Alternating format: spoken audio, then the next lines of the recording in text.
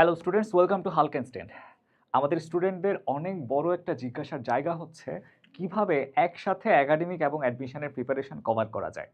কিভাবে পড়লে আমার একই সাথে এইচএসসি প্রিপারেশনটাও কমপ্লিট হবে এবং অ্যাডমিশনের প্রিপারেশনটাও কমপ্লিট হবে। সো তোমাদের কথা চিন্তা করে আমরা আমাদের আজকের এই গাইডলাইন ভিডিওটা সাজিয়েছি। সো চলো শুরু করা যাক। এখানে শুরুতে যেটা তোমাকে আইডেন্টিফাই করতে হবে যে কমন টপিক কোনগুলা। কমন টপিক জিনিসটা কি?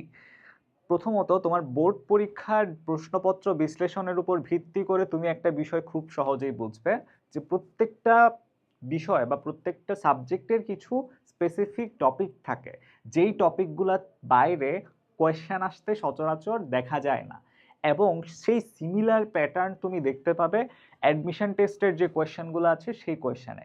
এখন এই যে তোমার একাডেমিকের 3 স্টার টপিক, অর্থাৎ একাডেমিকের যে এইচএসসি কোয়েশ্চেনগুলো তুমি অ্যানালাইসিস করছো, ওই অ্যানালাইসিসের উপর বেস করে যে 3 স্টার টপিক এবং অ্যাডমিশনের যে 3 স্টার টপিক, এই টপিকগুলোর মধ্যে সিমিলারিটি আছে কিনা, এবং যদি সিমিলারিটি থাকে তাহলে সেই কমন টপিক কোনগুলা সেটা তোমাকে আগে এখানে সুন্দরভাবে গুছিয়ে ফেলতে হবে। তো এই কমন টপিকটা যদি তুমি আগে আইডেন্টিফাই করতে পারো, সেটা যদি তোমার ভালোভাবে কমপ্লিট করা হয়ে যায়, তখন কিন্তু একই সাথে তোমার এইচএসসি প্রিপারেশনও হচ্ছে, অ্যাডমিশনের প্রিপারেশনও হচ্ছে। তার পরবর্তী যে পয়েন্টটা আছে যে দেখো সামনে কিন্তু তোমার, আমি ধরে নিচ্ছি সামনে তোমার এইচএসসি পরীক্ষা বা তোমার এইচএসসি এখনো কমপ্লিট হয়নি। অ্যাডমিশনটা হচ্ছে এইচএসসির পরের ফেজ। তুমি যদি এইচএসসির পরের ফেজের চিন্তা আগে করো, এইচএসসির চিন্তা না করে, তখন কিন্তু তোমার এইচএসসির রেজাল্ট খারাপ হবে। সো তোমার এখানে মেইন ফোকাস বা মূল গুরুত্বটা দিতে হবে এইচএসসির উপরে, এবং তার পাশাপাশি প্রতিদিন একটা নির্দিষ্ট সময় তুমি বরাদ্দ করবে অ্যাডমিশন পিরিয়ডের পড়া পড়বার জন্য, এবং সেই সময়টা আমরা ধরে নিচ্ছি দৈনিক 1 ঘন্টা। মনে করো প্রতিদিন এই 1 ঘন্টা সময় তুমি হাতে রাখছো, তখন তুমি অ্যাডমিশনের যে পড়াগুলো আছে সেই পড়াগুলো তুমি এখানে রিভাইজ করবে। এখন কথা হচ্ছে আমাদের এইচএসসি কোয়েশ্চেন প্যাটার্ন এবং অ্যাডমিশনের কোয়েশ্চেন প্যাটার্ন কিন্তু সেম না, একটু এখানে ডিফারেন্স আছে। এখন তোমাকে সেই ডিফারেন্সের জায়গাটা কভার করবার জন্য সেই 1 ঘন্টা সময় প্রতিদিন হাতে রাখতে হবে। তার পাশাপাশি আসছে সিকিউ এবং অ্যাডমিশন রিটেন কম্বো প্র্যাকটিস। কেন এটাকে আমরা বলছি কম্বো প্র্যাকটিস? দেখো, ঢাকা বিশ্ববিদ্যালয়ের ভর্তি পরীক্ষার যে প্রশ্নপত্রের প্যাটার্ন, সেই প্যাটার্নে 40 নাম্বার বা একটা নির্দিষ্ট সংখ্যক নাম্বার লিখিতর উপরে থাকে, এবং আমরা জানি বোর্ড পরীক্ষাতে সিকিউর জন্য হচ্ছে একটা নির্দিষ্ট সংখ্যক নম্বর বরাদ্দ থাকে। এখন এই সিকিউ এবং হচ্ছে তোমার অ্যাডমিশন রিটার্ন, দুইটার প্রিপারেশন যদি তোমার একসাথে নিতে চাও, তখন কিন্তু আলটিমেটলি এখানে তোমার আলাদা করে দুইটার জন্য সময় দিতে হচ্ছে না। অ্যাডমিশনের জন্য আলাদা করে তোমাকে এখানে টাইম দিতে হচ্ছে না, বা হচ্ছে একাডেমিকের জন্য আলাদা করে টাইম দিতে হচ্ছে না, একই পড়াতে তোমার দুইটাই কিন্তু কভার হচ্ছে।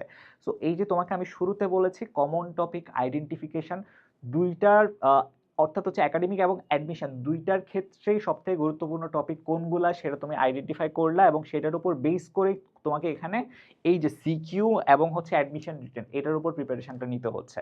সো আলটিমেটলি এটা কিন্তু তোমার সময় অনেকটাই সাশ্রয় করবে। এবং লাস্টলি যেটা আছে সেটা হচ্ছে chapter wise tracking. Chapter wise tracking জিনিসটা কি? প্রত্যেকটা চ্যাপ্টারের সব টপিকই তোমাকে এখানে পড়তে হবে না, সেটা হোক অ্যাডমিশন হোক একাডেমিক। তোমাকে বুঝতে হবে যে কোন টপিকটা পড়লে তোমার জন্য হচ্ছে ম্যাক্সিমাম নাম্বার এনশিওর করা সব থেকে বেশি সম্ভব বা সব থেকে বেশি ইফেক্টিভ। এখন একটা ভালো স্টুডেন্ট বা একজন মেধাবী স্টুডেন্টের কথা যদি আমরা বলি, সে কিন্তু বইয়ের সব কিছুই পড়ে না, সে সিলেক্টিভলি পড়াশোনা করে। সে ওই যে বইয়ের শুরুর লাইন থেকে শেষ লাইন পর্যন্ত গড়পড়তা মুখস্থ করে যায় না, সে বুঝে বা সে অনুধাবন করতে পারে যে কোন টপিক থেকে কোয়েশ্চেন আসবার চান্স সব থেকে বেশি। এটা সে কিভাবে বুঝতে পারে? বিগত বছরের প্রশ্নপত্র বিশ্লেষণ করে বা ট্রেন্ড অ্যানালাইসিস করে।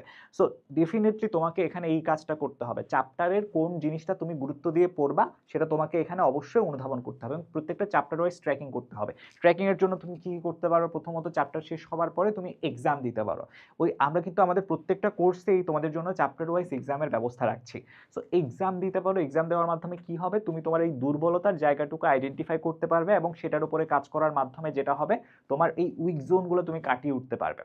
সো আলটিমেটলি এটার মাধ্যমে যেটা হচ্ছে, দেখো তোমার একাডেমিকের প্রিপারেশনটাও কভার হচ্ছে, সেই সাথে অ্যাডমিশনের প্রিপারেশনটাও কভার হচ্ছে। তবে যারা এখনো এইচএসসি দাওনি, তোমাদেরকে আমি একটা অনুরোধ করব যে মূল ফোকাসটা থাকবে আমার এইচএসসিতে। তার পাশাপাশি অ্যাডমিশন জার্নিটাকে স্মুথ করবার জন্য আমরা এই কাজগুলো করতে পারি। তোমার কোনোভাবে যদি এইচএসসির রেজাল্ট খারাপ হয়, ওইটার উপরেও কিন্তু মার্ক আছে অ্যাডমিশনের ক্ষেত্রে। যেমন ঢাকা বিশ্ববিদ্যালয়ে ভর্তি পরীক্ষায় খুব সম্ভবত 20 মার্ক রাখা হয় এসএসসি এবং এইচএসসি রেজাল্টের উপরে। সো ওইটা যেন খারাপ না হয়, ওইটাও তোমাকে অবশ্যই ফোকাসে রাখতে হবে।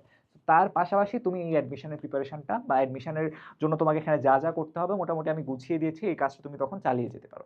সো আশা করছি আজকের গাইডলাইন ভিডিওটা তোমাদের অনেকগুলো কোয়েশ্চেনের আনসার দিবে এবং তোমাদের পড়াশোনাটা কিভাবে সুন্দরভাবে একইভাবে তোমাদের অ্যাডমিশন এবং একাডেমিক দুইটাই কভার করবে তোমরা কিন্তু এই গাইডলাইন ভিডিও থেকে বুঝতে পারবে। সো সবার জন্য শুভকামনা, অল দ্য বেস্ট।